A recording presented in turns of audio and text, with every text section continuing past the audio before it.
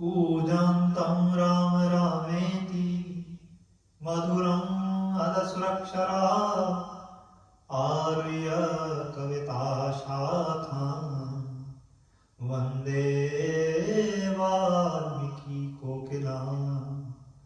वाल्मीकिमुनिसिंहास्य कवितावाणाचारिणां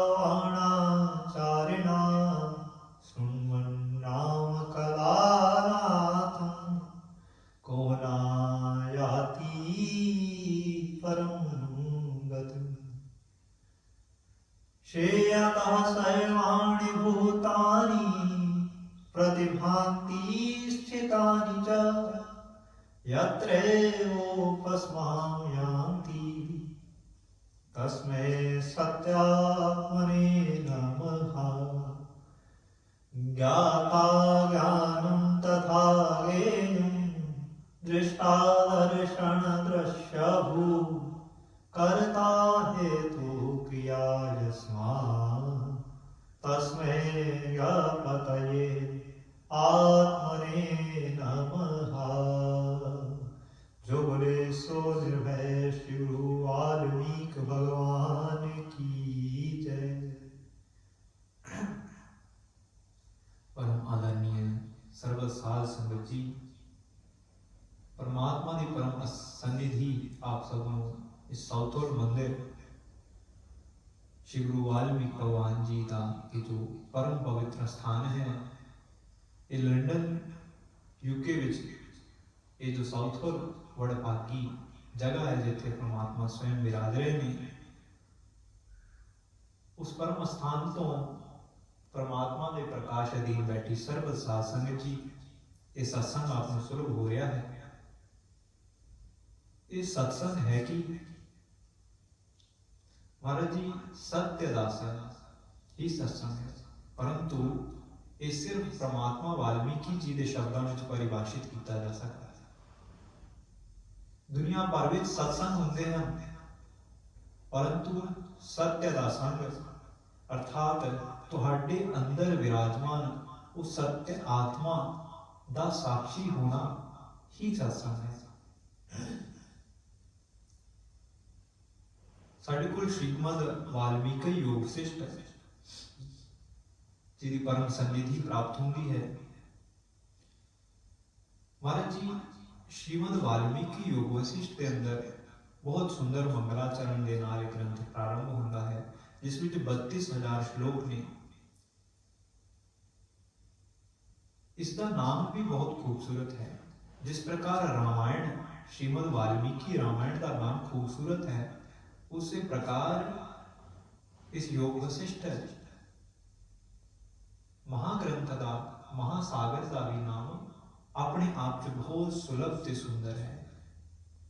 श्रीमद वाल्मीकि रामायण विच रामायण की है रामस्य अयनम अर्थात राम दा घर, अते इसका दूसरा अर्थ रामस्य अयनम अर्थात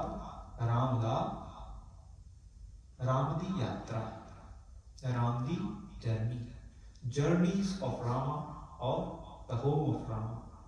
If you want to be like a Rama, then Ramayana is the perfect way.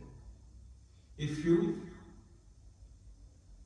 want to meet a Rama, जेकर तुसी राम को मिलना चाहते हो, तद भी रामायण सब तो सुंदर स्थान है, क्योंकि वो राम का घर है।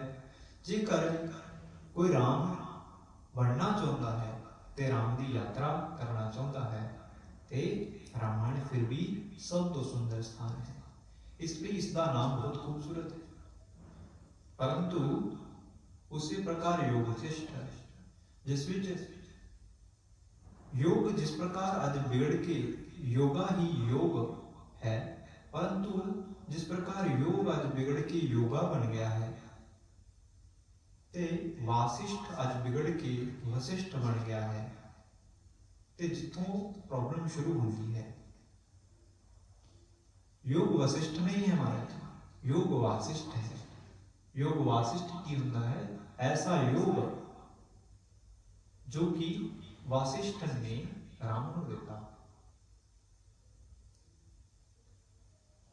परंतु ਵਾਲਮੀਕੀ ਜੀ ਨੇ ਇਸ ਗ੍ਰੰਥ ਨੂੰ ਇਹ ਨਾਮ ਕਿਉਂ ਦਿੱਤਾ?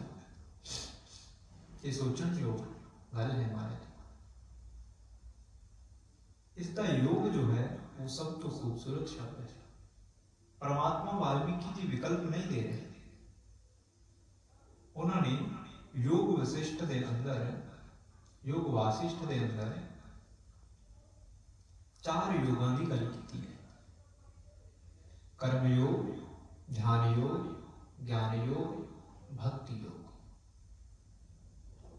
पहला योग है कर्म योग कि किस प्रकार तुसी कर्म करके, अच्छे सुकृत करके परमात्मा ਨੂੰ ਪਾ ਸਕਦੇ ਹੋ। अच्छे ਕੰਮ ਕਰੋਗੇ ਤੇ ਤੁਹਾਨੂੰ ਇਹ ਚੇਤਨਾ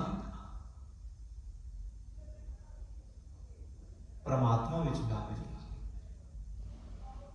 ਫਿਰ ਧਿਆਨ ਯੋਗ, ਧਿਆਨ ਕਰਨ ਦੇ ਨਾਲ परमात्मा ਹੋਇਆ ਜਾ ਸਕਦਾ ਹੈ, परमात्मा तक ਪਹੁੰਚਿਆ ਜਾ ਸਕਦਾ ਹੈ।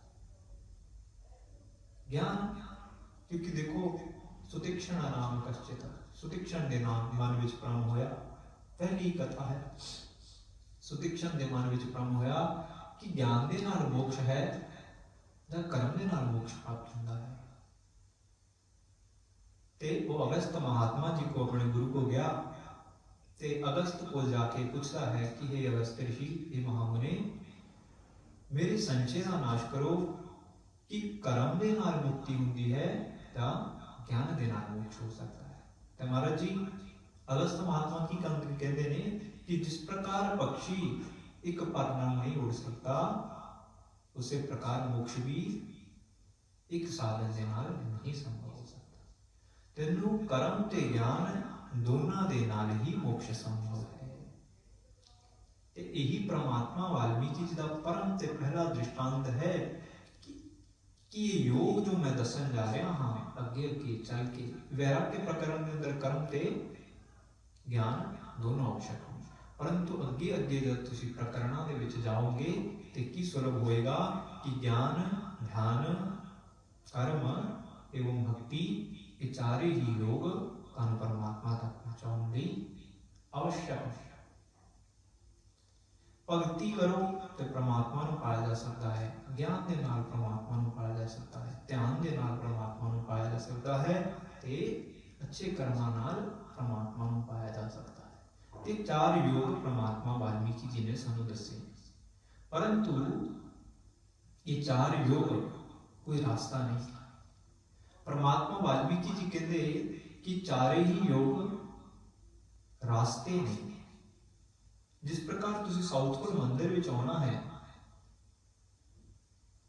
ते तुसी इस रास्ते तो आ सकते हो, एक होर रास्ता है उस तो आ सकते हो, तीसरा रास्ता एक इधर की, चौथा रास्ता एक होर है।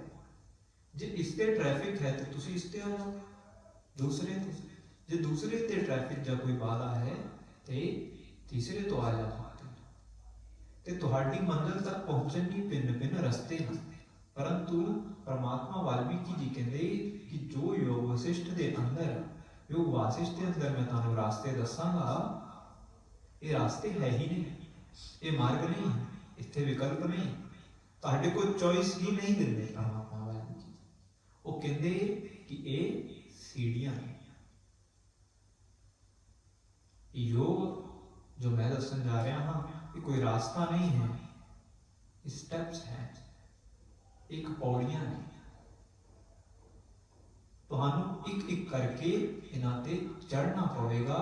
तो उपरांत देखो इस मंदिर की बनावट भी हुण, जे तुसी मंदिर विच आउणा है तो अलग अलग रास्तियां तो आ सकते हो, अलग अलग विचारधारावां दे नाल आ सकते हो, परंतु जेकर तुसी परमात्मा दे दर्शन करने हैं तो तुहानू एक सीढ़ी है, आप अपस्टेयर्स ओनली। जे तुसी कहो कि मैं जल्दी जल्दी सीधा पहली पौड़ी तो आखिरी पौड़ी ते पैर रख दो, ये संभव नहीं है। तुहानू क्रमशः पहली, दूसरी, तीसरी, चौथी, 10वीं, 15वीं इस प्रकार चढ़ के पौड़ियां तो एक बार एक स्टेप बाय स्टेप ही तुहानू ऊपर चढ़ना पड़ेगा। ते हुण परमात्मा वाल्मीकि जी दे जो 4 योग है ते परमात्मा कह रहे ने अच्छे कर्म नाल परमात्मा अवश्य मिलेगा, परंतु केवल अच्छे कर्म करन दे नाल परमात्मा अनुभव विच नहीं आएगा। ध्यान दे नाल परमात्मा मिलेगा, ध्यान करन दे नाल, परंतु कल्ले ध्यान करन दे नाल परमात्मा नहीं मिलते। ज्ञान दे नाल भी परमात्मा मिलता है, परंतु कल्ले ज्ञान दे नाल परमात्मा नहीं मिल सकता। उसी प्रकार कल्ली भगती दे नाल परमात्मा नहीं मिल सकता। मान लो तुसी भगती करते हो, रोज जोत जगा रहे हो, रोज हवन कर रहे हो, इत्यादि इत्यादि कर्म कर रहे हो, दान पुण्य सब कर रहे हो, परंतु ध्यान तो दिता ही नहीं, ते ज्ञान उस चीज तुसी जो भी कर रहे हो उसको समझिया ही नहीं, ते परमात्मा तुहानू सुलभ नहीं होएगा। होएगा भी ते काफी कुछ बड़ा अनुभव नहीं, वो एक पल दा अनुभव होएगा।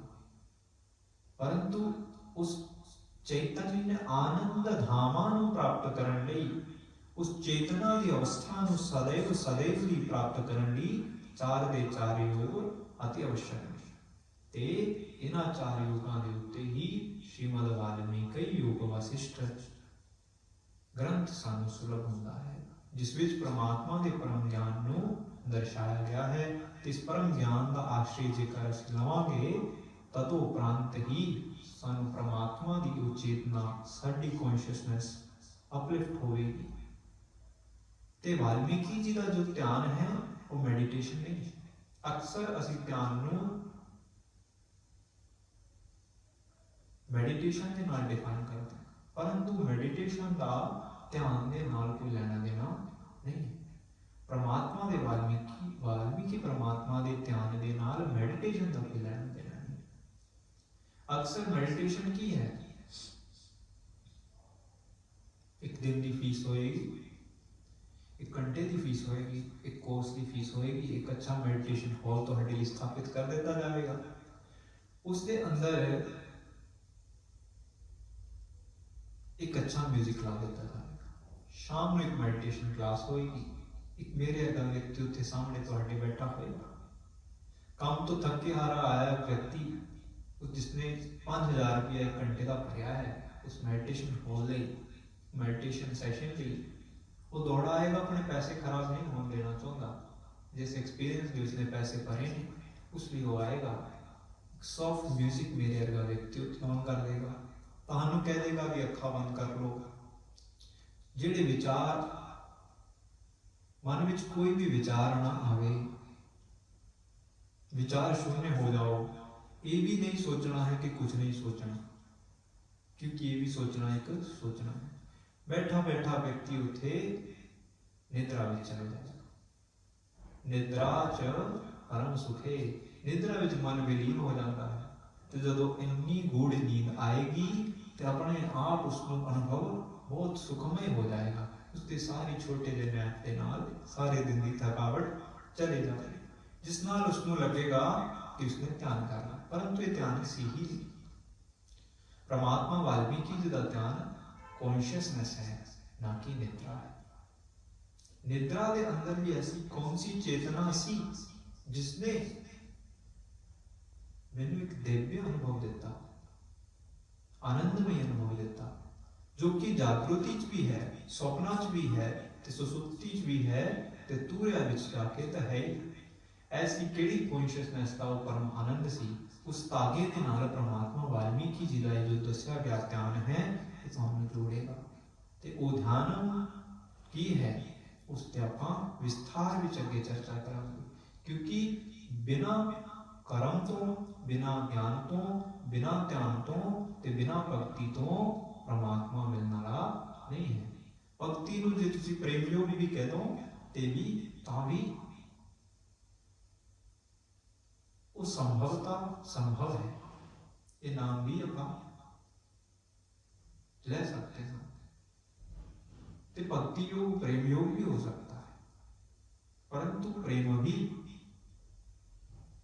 दे विच द्वैत आ जाता है, भक्ति के अंदर भी द्वैत आ जाता है, परंतु भक्ति के अंदर उदों द्वैत नहीं आएगा जदों तुसी ज्ञान ध्यान ਤੇ ਕਰਮ ਦੇ ਨਾਲ ਜੁੜ ਜਾਓਗੇ। ਇਹਨਾਂ ਚੀਜ਼ਾਂ ਨੂੰ ਸਮਝ ਲੋਗੇ ਤਦ ਭਗਤੀ ਦੇ ਅੰਦਰ द्वैत नहीं आएगा, ਤੁਹਾਨੂੰ ਖੁਦ ਹੀ ਪ੍ਰਭੁਤਾ ਦਾ ਅਨੁਭਵ ਹੋ ਜਾਏਗਾ। ਤੇ ਐਸੀ ਪਰਮਾਤਮਾ ਦੀ ਪਰਮ ਬਾਣੀ ਹੈ ਜਿਸ ਦੇ ਨਾਲ ਜੁੜਨਾ ਹੈ। ਸਾਧ ਸੰਗਤ ਜੀ, ਪਰਮਾਤਮਾ ਦੀ ਇਸ ਪਰਮ ਅਨੁਕੰਪਾ ਨੂੰ ਮਾਣਨ ਲਈ ਆਪ ਸਭ ਸੰਗਤਾਂ ਪਰਮਾਤਮਾ ਦੀ ਇਸ ਪਰਮ ਪ੍ਰਕਾਸ਼ਮਈ ਜੋਤ ਦੇ ਅਧੀਨ ਬੈਠ ਕੇ ਅੱਜ ਆਪਾਂ ਇੱਕ ਪ੍ਰਣ ਲਈਏ कि परमात्मा की इस परम बाणी को असीं विस्तारपूर्वक सुनना है, पढ़ना है। पढ़ना नहीं होंदा जे तो सुनो आवश्यक रूप विच। ते आओ ऐसे परमात्मा के चरणों में ध्यान को एकाग्रित करते हुए उन्हां चरणा कमलों के परम दर्शन दीदार प्राप्त करने लई इन्हां चरणों में जुड़िए जिथे सर्व पातक नष्ट हो जाते हैं, जिथे सर्व पाप नाश में प्राप्त हो जाते हैं, ते सर्व पुण्य भी तुहाडे अपने आप ही विनष्ट होके सत्यताल ਨੂੰ ਲੈ ਜਾਣਗੇ। महाराज जी, योग से अनादि बहुत सारिया कथावां ने, पर वो सिर्फ दर्शन है। उन्होंने पिछे दे दर्शन को समझने लई तुहानू परमात्मा के परम आश्रित होना पवेगा, अपने आप को समर्पित करना पवेगा। ते आओ ऐसे परमात्मा के चरणों में अपनी मन बुद्धि को त्यागते हुए, समर्पित करते हुए, मन को विलीन करते हुए उस परम शांति का अनुभव करिए। ते परमात्मा के छोटे जी एक संकीर्तन के नाल मैं अपनी वाणी को विराम दा। आते ना वह परमेश जो, आते ना वह परमेश जो, गुरुदेव के आकार में होता अंधेरा ही अंधेरा, मोह का संसार में रहता अंधेरा ये अंधेरा, मोह का संसार में गुरुदेव के चरणारविंदों की शरण जब तक न ली, दिन जिंदगी के किस तरह कितने गए बेकार में, कितने गए बेकार में। गुरुदेव है दयालु दीन वत्सल, राम संशय छोड़ दे। गुरुदेव है दयालु दीन वत्सल, राम संशय छोड़ दे। तेरा भला हो जाएगा, तेरा भला हो जाएगा, तेरा भला हो जाएगा। तू रह पड़ा दरबार में, तू रह पड़ा दरबार में। गुरुदेव के चरणारविंदों की शरण जब तक न ली, दिन जिंदगी के इस तरह कितने गए बेकार में, कितने गए बेकार में। तेरा भला हो जाएगा, तेरा भला हो जाएगा।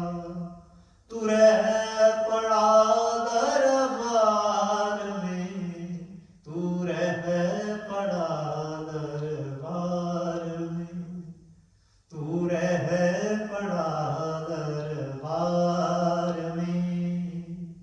जो बोले सो निर्भय श्री गुरु वाल्मीकि भगवान की जय। जिन्हें चिर ਅਸੀਂ ਗੁਰੂ ਚਰਨਾਂ ਦਾ ਆਸ਼ਰੇ ਨਹੀਂ ਲਿੱਤਾ, ਉਹਨੇ ਸਮੇਂ ਅਸੀਂ ਇਸ ਜੀਵਨ ਦਾ ਬਹੁਮੁੱਲ ਸਮੇਂ व्यर्थ ही गवा देता है। तेरा भला हो जाएगा, तू रह पड़ा दरबार में, तेरा भला आवश्यक होएगा। गुरुदेव है दयालु दीन वत्सल, हे राम संशय छोड़ दे।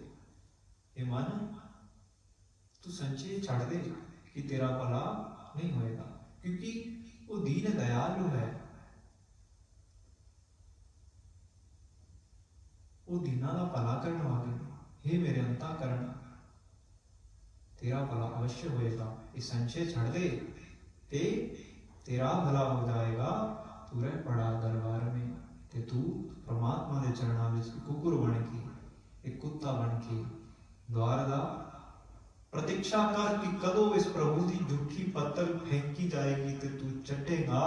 ते वो कुत्ता जद परमात्मा की झूठन चट के उस पत्तल नूं चट के, परमात्मा मैं तेरे द्वार का कुकुर हाँ, किसी दिन तक तेरी झूठी पत्तल कूड़े विच फिकेगी ते मैं उस झूठी पत्तल नूं ही चट लवां ते मेरा उद्धार हो जाएगा।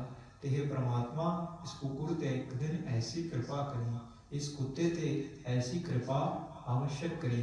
ऐसी परमात्मा तेरे मन, मैं अपने मन तो तेरे चरणों विच ऐसी भावना प्रस्तुत करता होया तुहाडे चरणों विच अपनी दीनता अनुभव करता होया मैं अपनी वाणी नूं विराम करता हाँ। अते सर्वत साध संगत जी अगे जेकर कोई ऊच नीच कोई गलत शब्द दास के मुख चों निकल आया होवे तो उसकी क्षमा प्रार्थना करता हाँ। जो बोले सो निर्भय। श्री गुरु वाल्मीकि भगवान जी की जय।